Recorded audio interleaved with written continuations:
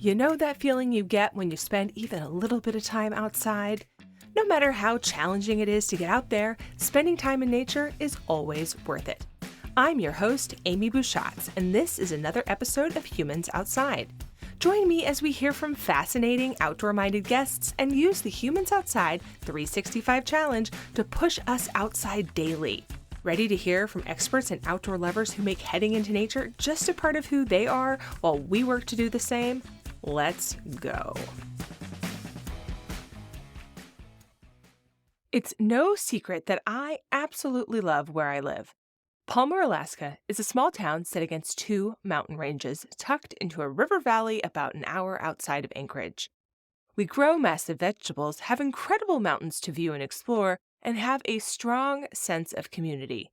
In short, it's the best. I am not the only person who thinks that, and some people, like today's guest, love it so much they're making a career of showing it off. Kierre Childers is spurring on that community spirit I love so much by running a guiding company that caters not just to tourists like so many awesome Alaska guides already do, but also to locals who want to learn and explore more right where we are. That's something that is helping people who already live here get outside here in Alaska, and you know I like that. In this episode, Kierre's going to talk to us about building a sense of community around backyard tourism and adventure through her company, Revel Treks and Tours. She'll tell us about her journey to Alaska, why she decided to make it home, and why it's worth it to guide everyone no matter where they are from. And here's something fun. If this episode sounds a little different, it's because we recorded it outside, sitting at a picnic table in a local park. Here's that conversation with Kierre. Kierre, welcome to Humans Outside. Thanks so much for having me. I'm really excited to be here and look forward to chatting. Yeah, I'm so excited to have you here. I have never recorded an episode with somebody outside before. Woo! Just like hanging out in one of our collective favorite outdoor spaces. Yeah. That's so cool. Yeah, I love that we're outside. So yeah, and this was totally your idea. The reason I so rarely do this is because I'm often with my guests in very different spots. Mm-hmm. You know, we're recording virtually, and they're in, say, New Zealand, and I'm in the U.S., and recording together is not possible. Yeah. And so it's really fun even to have the opportunity to do that. So thanks for the suggestion. Yeah, of course. You messaged me last night, hey, have you thought about doing this outside? I was like, I have in fact not thought about that. We should do it because it's still the summer here and it's gorgeous and it's just perfect. So thank you for the suggestion. Of course. Yeah. It's really exciting. Well, we are actually in an outdoor space as opposed to in my podcast closet today, but we start our episodes imagining ourselves in our guest's favorite outdoor space, like we're hanging out with you somewhere you love. So we like this space. Maybe this is your favorite outdoor space. I don't know. Describe it for us if you will. Yeah, of course. So this is definitely a top local space. It's some nearby nature, an ode to some earlier episodes, right, of Humans Outside. So we're at Crevasse Moraine, the Crevasse Moraine Trail System. I've read it's between like 7 and 10 miles of trails, so don't quote me on how many miles. I run this trail system, and I can confirm it's so many miles. Right, it's a lot of miles, and it's an old glacial moraine, so kind of rolling hills is the nature of the trail system here, and really beautiful lush forest as well. It's a great spot. So. Yeah, and it's connected to a different part of Greenbelt. Yeah. Not to dive too deep into Palmer mania here, but it's a part of our larger Greenbelt. It connects to a different trail system, and it is. I'm not going to call it my favorite place to get lost because who likes that? But it is a place that I frequently get lost, and I don't mean that like philosophically. I mean that literally. Yeah. I find myself on thinking that I've done an out and back, and behold, we are not where we thought we were.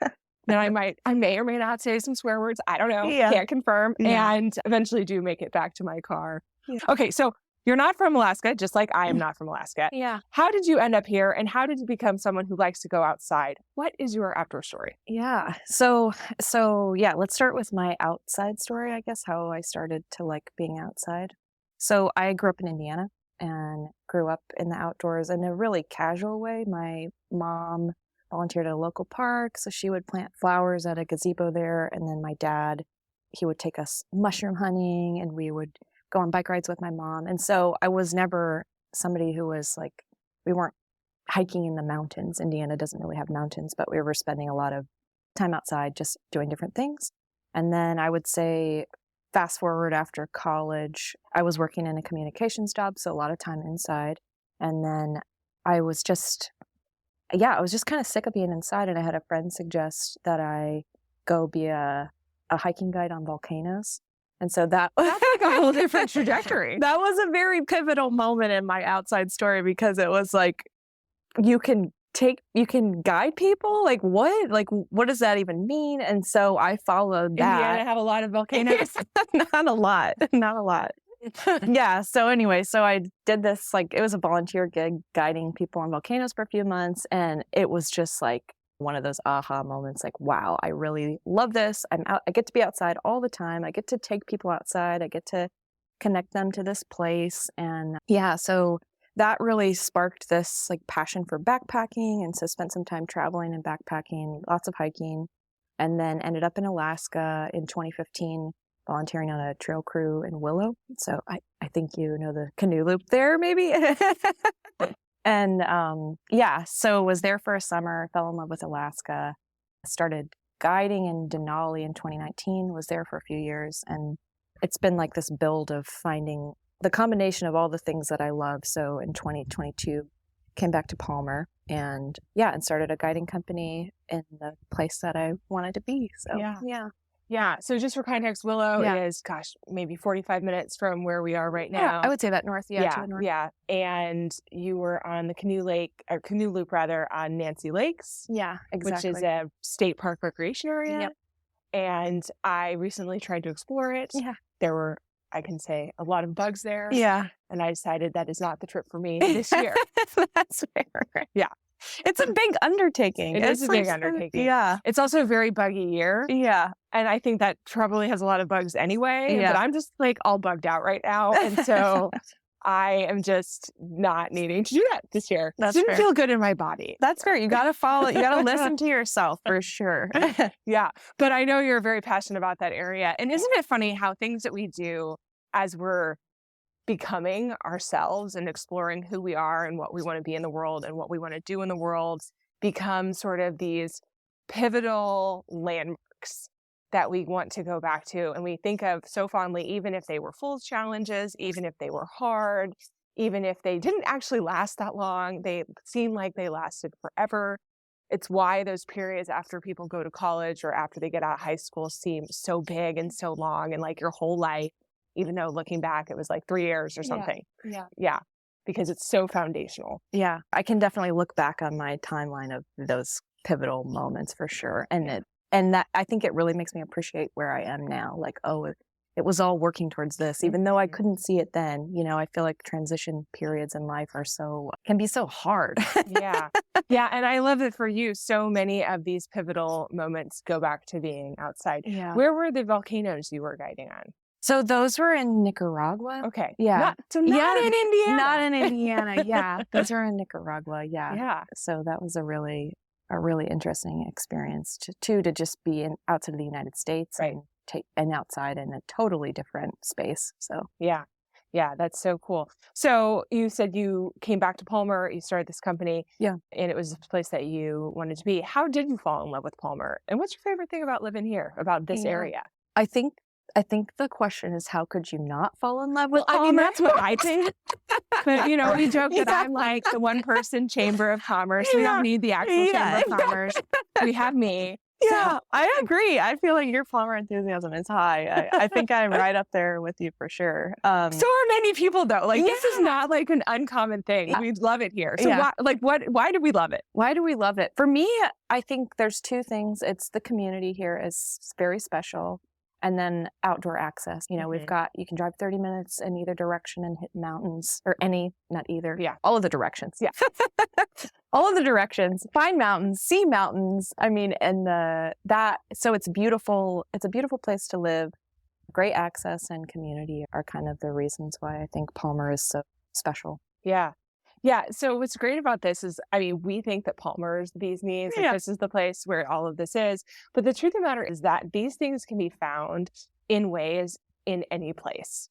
That you can fall in love with a place wherever you are. Yeah. And it doesn't have to be Palmer, Alaska. It shouldn't be Palmer, Alaska for everyone, because then it would be like super crowded and we wouldn't love it as much.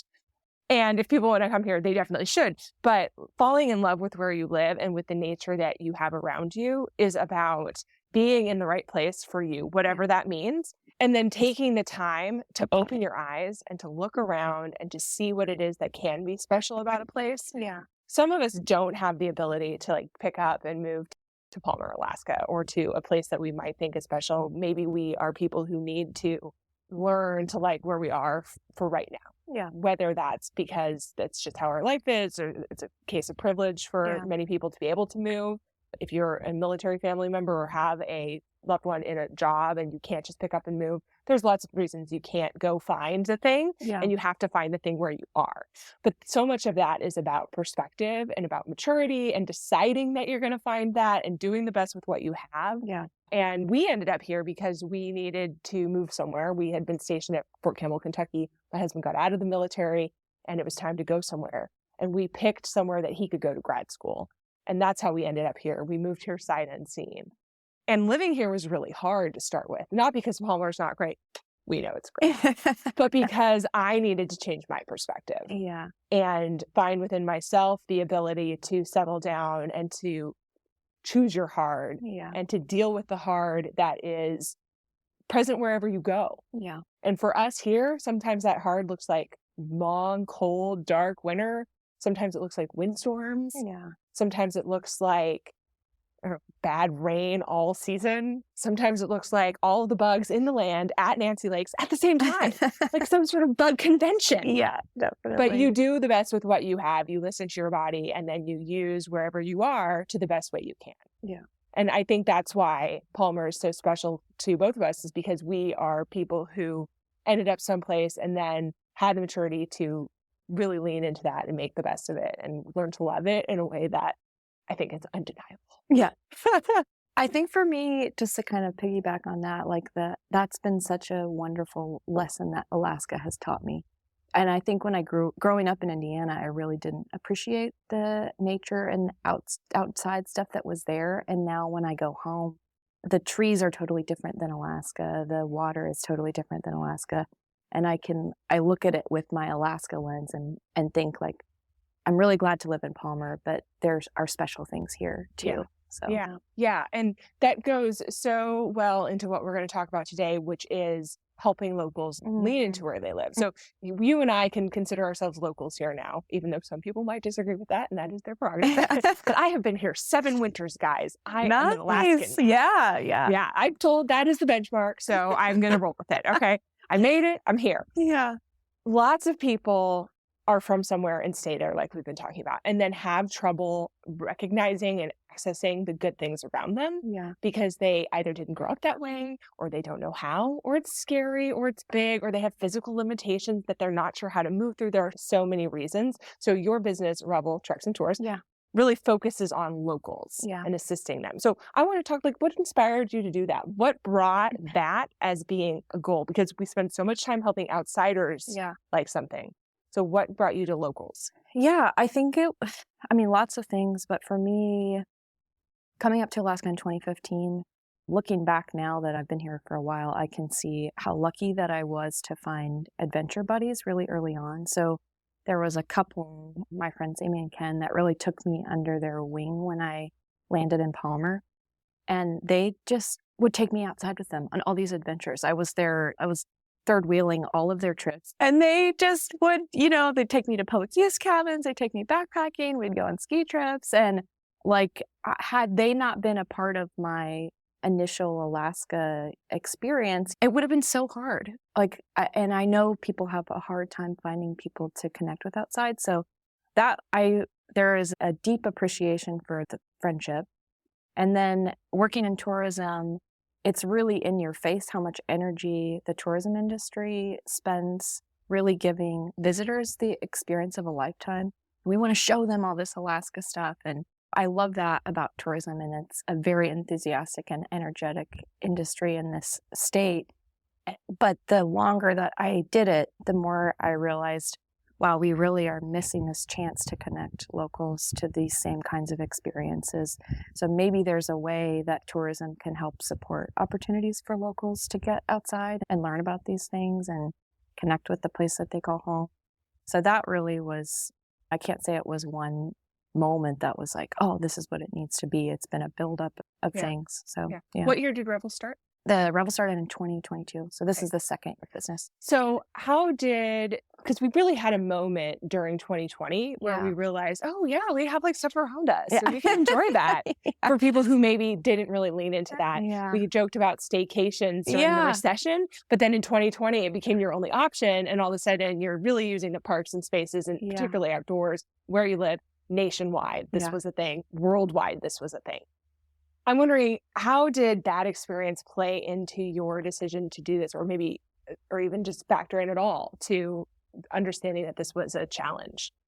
That's a really great question. I think it was just confirmation, you know, that locals are interested in getting outside. I think sometimes, especially having worked in an office job in Alaska before, it could feel like, well, maybe people don't want to access this space. It's like, no, they do. We just need more tools. We need to make more tools available so that they feel like they can do it. Yeah. So, yeah, because I don't know about everywhere else, because I didn't live everywhere else during the pandemic.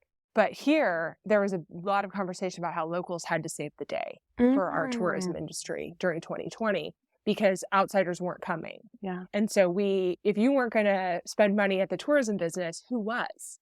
And the tourism industry, I saw, really leaned into, go tour Alaska, be an Alaskan going to these places, and be an Alaskan using these tourism services that are usually used by other people. And because, partially, I think, due to lack of other options, we saw that really explode. But the other thing that happened, I think, then is that we also, and this also nationwide, people started using the spaces that they knew about. But Alaska is humongous. Everywhere is humongous if you really think about it, right? Yeah. There are always lots of options. We don't all need to park at the same exact trailhead because that's what we happen to know about. Yeah. And what you're doing is you're helping locals peel back that and see what are my other options that maybe were a little too big or a little too unmapped. And that's something I think that people can think about wherever they live. To peel back your perspective on where you live using your nearby nature and saying, what is out here that I haven't explored because it's not the thing I already know about? Just like ask that question. What don't I know about and what can I do here in a way that is accessible to me with whatever challenges or privileges or whatever that I have going on? What can I do here that's not the norm? Yeah, that's fair. I think for me, there's been a real appreciation of the spaces that are close to me. You know, like, there's the areas that I would say really got loved when more locals were getting outside. It was like, oh, I don't have to drive to Hatcher Pass, which is another recreation area not far from here, but I can walk to the river park, which is a 10-minute walk from my house. And that's a beautiful way to get outside that doesn't require any significant undertaking. Yeah, I love that. That's something we have talked about at my house this summer, really, with this idea of, hey, instead of like making this complicated, let's just use our local parks. Like where you and I are sitting right now having this conversation would be somewhere we could have come for a picnic. Totally. Like, let's go to the lake down the street instead of being like, let's do this production, because that really removes the stress of having to go and do something hard. You can, in some ways, like by widening your capture zone of things that you're thinking about, you're lowering the amount of stuff you have to do. Yeah, totally. Because you're like, okay, like the stress is gone. Yeah. My opportunities are endless. Yeah. So now I'm going to look a little bit closer into my zone instead of further away doing something that's maybe harder to pack for, or when you've got kids, they just have like so much stuff and everyone forgets something. And yeah. I wonder if there's like a ratio of effort and versus enjoyment, you know, and like more effort doesn't always mean more enjoyment. It's gonna take some like math and some graphs. There's gotta be some data, you know, like a spreadsheet. It's probably like a math show here. Okay. Yeah, that's fair. So I'm like a words person. Yeah. So we're gonna need to leave the math behind. Yeah. I'll keep you posted. Thank you. Okay. Yeah. You look into that. You get back to me. We'll do another episode. Yeah. You know what I learn every single winter? Whatever those muscles are that I use for skiing and snowboarding are not at all the same muscles I use for basically anything else. And I know this because of the way they hurt. There's something going on there on my shoulders and on my triceps. And then I also always hurt myself because of some weakness in my hips I forgot about. The reason I'm telling you this is because I want you to not be me. I am also going to work on not being me in this particular thing. And the way we are going to do that is by getting strong and ready ahead of time. Ski Babes was created just for that. It's a program of at-home workouts released 3 times weekly for 6 weeks and designed to help us get ready for all the outdoor fun winter has for us, with tons of guided modifications or up-leveling to make it perfect for your individual body.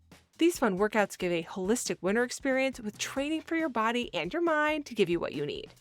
Ski Babes is delivered by mental health informed fitness trainer Sarah Histan, who has joined us on Humans Outside 3 times to share her insight on getting outside without torturing yourself. You don't want to miss out on this. And better yet, you can get $20 off just for being a podcast listener and using coupon code HUMANS at checkout.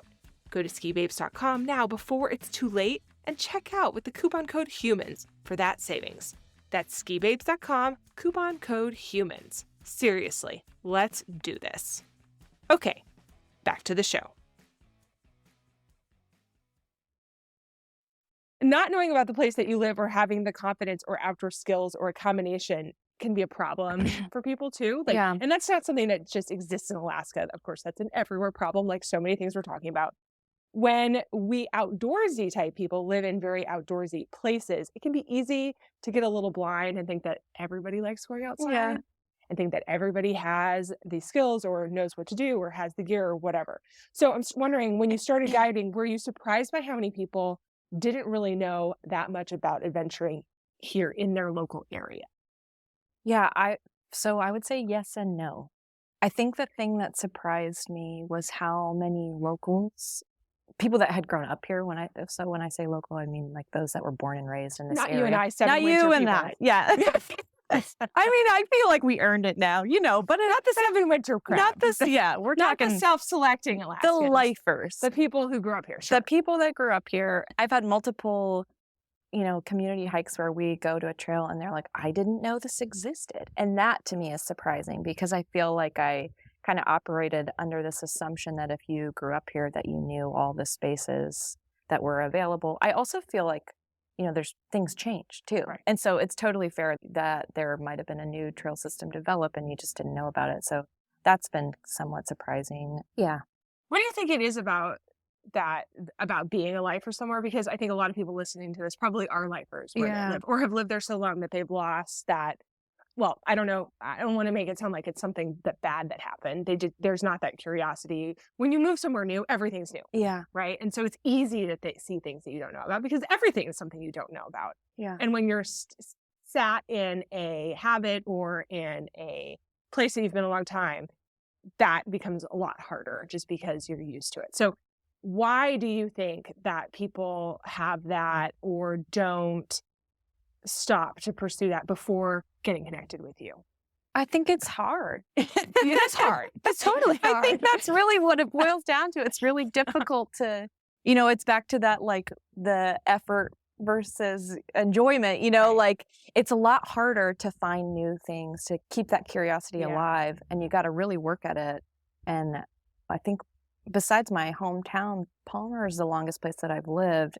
And so I don't know, in 20 years, maybe it will also be hard for me, but I really want to keep that fire alive of staying curious and trying to find new spaces to get outside here. And yeah, but I think it's going to take a lot of work. Yeah. Still very much in love, still, right. But will that wane over time? I don't know. I hope not, but I want to keep working at it. Yeah, it's like a community of choice or family of choice versus just where you are. But I think that's a matter of perspective.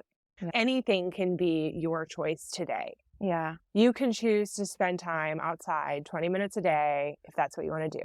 You can choose to spend time outside 5 minutes a day if that's what you do. You can choose to spend no time outside if that's what you want to do. Yeah. And it all comes down to having that intention, which we talk about a lot, to be curious, to have experiences, to want to have experiences, to get past discomfort, because trying new things is uncomfortable. Going outside is uncomfortable. Being outside without the puffy pants is super uncomfortable. Like the puffy pants. The pants. Yeah. The pants. There are uncomfortable things that we do. I think the first time you and I met in person was at your Christmas ski. Yeah. And it was like a bajillion degrees below zero. That was It was so cold Brutal. that your hot chocolate in your super thermos was got cold. It was It got cold. I was cold, like, yeah. this is cold. Yeah. That was I'm a hard cold. day. That It was a hard day to be outside Right, for but, like, sure. it was a community thing, and I was like, "I'm doing this, so help me God." And I put on my Christmas hat with the Christmas lights. Yeah. People know I love my Epic. hats. It's epic. Thank you. But it was very cold and it was very uncomfortable. Yeah. But being out there for you was a choice, for me was a choice, for everyone else who came, which Yeah. was like a weird number of people. Yeah. Because considering how cold it was Yeah. maybe 5 degrees below. It was so cold. 5 to 10 below. It was not It was pleasant. It was a frosty sort of night. Yeah. All of that was a choice. Yeah. And so I'm not saying people have to go ski at Christmas in a sparkly lit hat. You don't have to do that. But what you do have to do is stay curious and stay open to deciding on that day if that's something that suits you Yeah. or meets your needs and is available to you. Because so much of this is individual too. Yeah. Yeah. That's a great point. I like the stay curious. That's definitely Yeah. What's the biggest barrier you find for people who want to head out on these hikes and these things that you do? And maybe describe what you do. 'Cause you've sort of blown by that. Yeah, So describe okay. what you do. That's a great, sure. and then tell us what like barriers you find for people so that people listening to this can say, "Oh, I can overcome that." So Revel is we've talked about like kind of the visitor guide services stuff, but then for locals I kind of use the phrase community education and connection to place is really what we're trying to foster. And we do that through educational events. So we've hosted some hike and learn activities, teaching people about edible plants in the area, mushrooms. We've also done community hikes. So we do a monthly ladies' night outdoors. It's a free hike for women just to connect on local trails. We just started a community hike for 50-ish and older folks. We call that our seasoned hikers groups that fills up faster than anything else, which is adorable and I love. And yeah, just all kinds of classes. Sometimes collaborate with other like local nonprofits in the area. So I've hosted like an intro to backcountry skiing with the ski club, an avalanche awareness class with Hatcher Pass Avalanche Center, and yeah, just stuff like that. So that's kind of the community arm of Revel. And going back to that kind of phrase, the whole point is that community education and connection to place. So when you have these folks who come on these tours and hikes with you, what are the barriers you see them overcoming or bringing to the table? Or reasons that they say they haven't done this before other than we just didn't know about it? Yeah. So 2 things that I hear frequently are I don't have adventure buddies to go out with. And so afraid of going alone. Yeah. And I can totally relate to that. I mean, that was kind of my fear when I first showed up in Alaska was, well, I need people to do this with. So that is probably the most common phrase I hear. And then another thing is just feeling intimidated and like that you don't have enough skills to do this safely. And so that's where that education comes into play, is really trying to, I think there's a lot of, on the spectrum of knowledge, I feel like Alaska offers a lot of social opportunities for people who are kind of in the beginning stages of getting outside. And I feel like there's a bucket of resources available for professionals. So if you want to do that for your career or summer job, but the middle part, the skill building part, and continued skill building, not just one class, but like a series of ways to help people build those tools. That is I feel like that's a hole here. And that's just, we're not talking research based, but anecdotally in my conversations with people, I feel like that's a need and a want for locals. So, or maybe people just don't know where to look for that. Fair. And it could totally exist, and it could be off I don't know everything. Yeah, but I'm just thinking like, how often do I talk to people who don't know that our ski club offers ski lessons? Yeah, fair. Not just and they call them beginner lessons, but I mean, I'm in them and it's been a couple of years since I started doing that. Yeah. But you don't know what you don't know. Yeah. And so part of that community aspect that you're talking about is just sharing resources. Totally. It's interesting that we live in such a technology age and it's never been harder to figure out what's going on. I would almost argue more difficult. I feel like technology, because you don't want to scan 50, you don't want to read 50 newsletters to know like where to find the things you want to do. So that is, I'd say it definitely is a struggle. Absolutely. Yeah. And I think it's interesting that you said most of the things that fill up fastest are the 55 plus tours. And what that just speaks to me of this truth that the older you get, the more you understand, I think, the value of community Mhm. and that it's okay to ask for help. Yeah.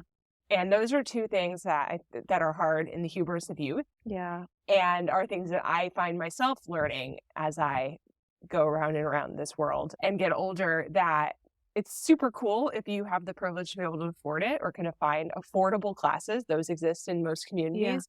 To say, I'm taking a lesson, y'all. Yeah. I'm out here. I'm getting some help. I am having this person who is a bajillion years older than me teach me. First of all, literally school me. Like, you thought you were cool? No, you're not cool. You're this person goes zipping down the trail. Yeah. And then actually school me Yeah. in how to be better. Yeah. And it's okay to do this all with friends, that it's actually more valuable. There is value to going out, doing stuff solo, lots and lots of value to that. But there's equal value to doing things in community with friends and finding that group of people who can be that community. And maybe that's by taking the lesson. Yeah. So it sort of all goes together. Totally. Yeah.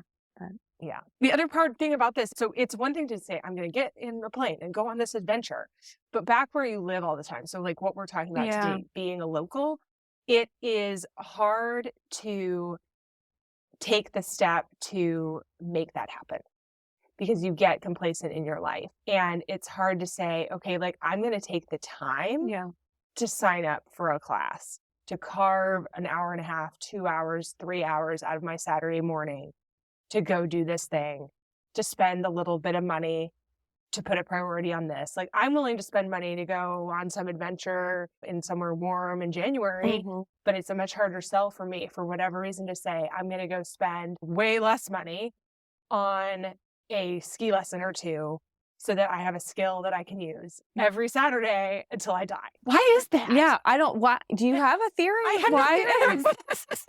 It just is. It is. Yeah, it is. What's interesting too, going back to your comment about how, like, as you age, there's maybe more of an appreciation for community. Is that it's so clear to me here in Alaska, and maybe it's in other places too, but I don't know because I've been here the longest.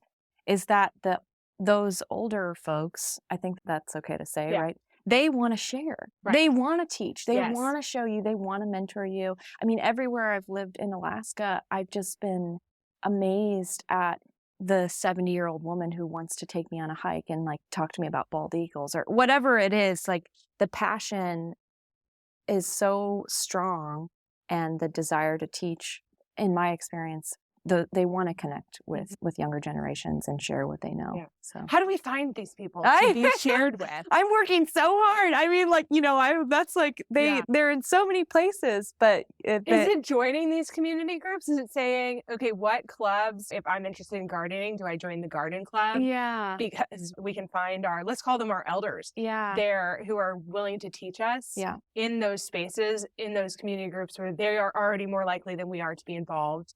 Because they are of a generation that likes to show up at things where you and I are of a generation that, suggesting that we record a podcast in person is like mind blowing. Okay. Because our default is that we do things online and virtually, especially in the post-COVID world. I think that's really true for a lot of people. Fair. In-person clubs had a really hard time rallying after COVID. And part of that was because the younger members stopped showing up. Yeah. And the older members are all who's there left. So maybe it's like going to these clubs and like taking that step to join these community groups and see what's out there that matches your passion point and something that you want to learn. Birders are great for this. Birders love doing things in groups and looking at birds together. It's unreal almost. Yeah, I believe that. I mean, I'm not tapped into a birding group, but I can see it. But you cannot bird virtually. Yeah. It's like an in-person situation. Okay. Right? Totally. So birders are great for this. Master gardeners love to teach people how to garden. Just things are coming to mind while we're talking. Here we have our ski club where the illustrious Ed Strabel loves to help everybody ski and would really like it if you came and helped him pick up rocks on the ski trail. Right? So there's a give and take here, right? Yeah, like, totally. By being involved, you are giving of yourself too, but you're also getting this knowledge and getting this ability to really understand what's around you and enrich your own life and make your own outdoor experiences better. Yeah. Yeah. Can you give us 3 or 4 tips for learning about your local outdoor space and getting out there no matter who you are? I mean, we've talked about connecting with local Yeah. groups, so maybe what are some other stuff? Yeah, so, so in my experience, I'd say these things have been super helpful for me. So one thing is to start small, and then Mm. if you're on the hunt for adventure buddies, then start smaller, start even smaller. Because I've had a lot of bad experiences where, you find this person that you're like, "Sweet, we can hike together. This is gonna be beautiful." And then you plan a 5-day backpacking trip or whatever it is, and you learn that they've never backpacked before, and they show up in jeans and, new boots and Wait, is this like the voice of experience you're yes, making yes. here? So and you'd think I'd learn it. After that one, I would have known, like, this is a bad idea, but yeah, so start small and Desperate when times, yeah. yeah. Yeah, it is, yeah, you wanna find the people. So, yeah, start small and with adventure buddies, start even smaller.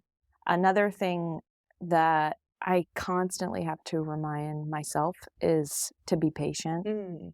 and there was this realization last fall, Amy and Ken, so, like, my mentors and now, like, go-to adventure buddies, we did a trip to get to the Arctic that was, like, a week or so, and I looked back at how long I've been adding tools in my toolbox to get to where I felt okay to do that trip, and it was 10 years. Mm. 10 years of building skills, of being intentional about, I'm gonna practice doing this, I'm gonna start with an overnight, then do a 3-day, then do a 5-day, and it took a decade? Like, on what planet does that I even wrap my head around, this is something that's taken 10 years to do, but it's just the reality is it just takes time to build those skills, and that's okay, and Right. so I just need to for me, just reminding myself, be patient, it's like I'm in it for the long game, that's okay. And then I would say another thing that's been helpful for me is don't be afraid to learn along the way. Mm. So I've definitely made some mistakes. And I think a younger version of myself would have been so afraid of messing up that I wouldn't Mhm. have gone outside. Yeah. And I can appreciate now that I don't know all the things, I'm, but that's okay. And I'm going to learn something. And you try to, when you're getting outside, try to manage risk in the best way possible, but know that it's okay if you make some mistakes. And I think a big thing of my trips now is incorporating like a lessons learned and kind of hashing out what would I do better or Yeah. differently next Yeah. time. So Yeah. I think it's interesting what you said about the 10 years and being patient. yeah, A lot of that isn't just when you say skills, you could talk about practical skills, you could talk about outdoor, actual hands-on skills, but so much of that is too, I think, is skills within yourself and learning how to work with your own body. One of our previous guests, Austin Alaskan, Sarah Histan, talks a lot about working with your nervous system and understanding how to be in partnership with your, what she says, animal body, this physical body that is living and breathing and working with your mind and how all your nervous system and how all these things work together and how you have to understand how to be gentle with that. And so much of that skill building is teaching yourself to feel safe in situations. And that's a pace that's different for everybody. totally. So for me, I cannot just go and learn how to ski and then go off a big mountain because I get so bent out of shape, like in my head about it. I have to take baby steps and then go eat a snack and then go back the next day. And Yeah. especially if I have a tough time there, that just wears out my nervous system so quickly. Let's say I bite it several times, nothing super painful, nothing catastrophic, but it's now making me nervous. And now in my head, I'm like, oh my God, I'm going to fall off this cliff. Probably not. Right. But it's it feels very catastrophic. Yeah. I have to come back later, like not that day, not go back up to the top of the mountain and try again. I have to come back later. But the longer I do it, the sooner later is. Okay. So now it's okay. Like maybe later is next week instead of next year. Like, Yeah, totally. maybe later is I'm willing to try this again instead of proclaiming I'm literally never doing this again. Don't ask me. And so it's really just building that skill box, that toolbox over however long it takes you. There is no right amount of time. But on the other hand of that is working towards it. Yeah. You can't just say like, okay, that's it for me. We don't ski anymore. I learned the hard way that you can't go on the record saying that because you'll regret it later. You're going to eat those words. Because I really enjoy skiing now. Yeah. But I've definitely been like, I am never doing that again. Don't ask me. Yeah. So I had to try. I had to get out there and say, yes, I'm willing to take this risk. Incremental baby steps. I'm not going to the top of something right away, but I'm willing to take these incremental baby step risk in a way that feels okay to me while also still feeling a little scary. Yeah. Yeah. And it's hard. It is hard. Yeah. I really appreciate that your comment about how it's personal, and everybody's timeline is different, because that is so true. I mean, what took me 10 years could be maybe 5 years for somebody or 15 for somebody else. And it's so personal, and so do what makes sense for you, I think is a big thing. Yeah. Ooh, tough stuff though. Yeah. Could we have a guidebook? For all the things though. I mean, for literally everything. Like just standard issue. Yeah. Okay, so we end our episodes listening to our guests talk about one of their favorite outdoor memories. If there's like a moment outside or something particular special, even if you have to pick from a bunch of them that you love to go back to and visualize, can you describe where are you and what you're doing? Yeah. So I'm going to take you to Willow. Great. So it was my first winter in Alaska, and I had a lot of doubt. You know, what as soon as it starts getting cold and dark, you're like, what am I doing? Like, can I do this? And Willow, we had our first big snow, and I was walking out on the trails where we're in the summertime. It's a lot of swamp. It's a lot of lakes. It's a lot of, streams and water. And so many trails in the summer are totally inaccessible, but in the winter, everything freezes. So I walk out the back door, and I'm kind of like instantly in this spruce tree wonderland that's just blanketed in snow. And it feels like you're like walking in a whisper is kind of how I would describe it. And it's, for me, that moment was an I can do this moment, that it's going to be okay. And I think me and Alaska, we're going to do just fine. Mm-hmm. So that is I think we've talked about kind of pivotal moments in my outside story. And that was a big one for me. That was just like, I can do this. Yeah. Kierre, thank you so much for joining us on Humans Outside today. We really appreciate your time on this verifiably beautiful Alaska day. Beautiful. Yeah. Thanks so much for having me. I really appreciate the opportunity to be outside with you. That's a wrap on this episode of Humans Outside. But hey, I need your help. Enjoy this show? Leave a 5-star rating or review or both wherever you get your podcasts. It makes me feel good, but it also helps others find the show too. Now, go get outside. Until next time, we'll see you out there.